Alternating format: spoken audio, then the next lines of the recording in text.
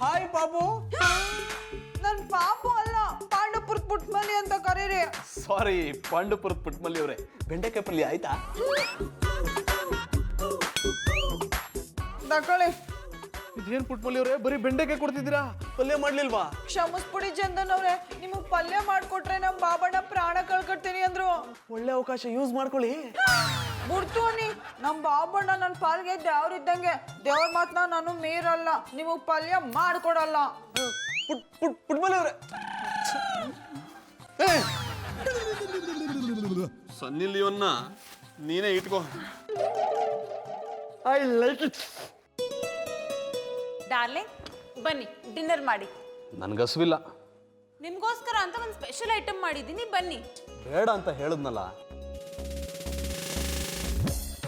ಇದ್ರಲ್ಲಿ ಏನಿದೆ ಗೊತ್ತಾ? ಇನ್ನೇನಿರುತ್ತೆ, ಅದೇ ಬದನೆಕಾಯಿ ಪಲ್ಯ. ಇಲ್ಲಿ ನೋಡಿ. ಯಾಕೇನಾಯ್ತು?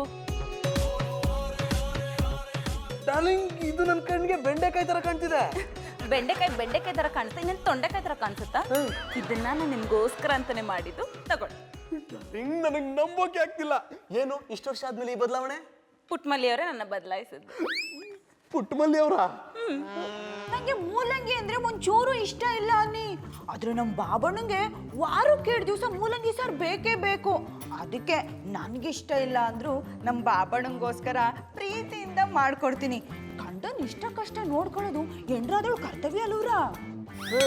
ಅದಕ್ಕೆ ನಿಮ್ಗಿಷ್ಟ ಅಂತ ಮಾಡಿದ್ದೀನಿ, ತಿನ್ನಿ. ಪುಟ್ಮಲ್ಲಿ ಅವರೇ, ಸೋ ಸ್ವೀಟ್. ಪುಟ್ಮಲ್ಲಿ ಅವರು ತುಂಬಾ ಒಳ್ಳೆಯವರು ಅಂದೆ. ಹೆಂಡತಿನ ಪಡೆಯೋದಕ್ಕೆ ಪುಣ್ಯ ಮಾಡಿರ್ಬೇಕು. ನನ್ನಂತ ಹೆಂಡ್ತಿನ ಪಡಿಯಕ್ಕೆ ಅದಕ್ಕಿಂತ ಹೆಚ್ಚಿಗೆ ಪುಣ್ಯ ಮಾಡಿರ್ಬೇಕು.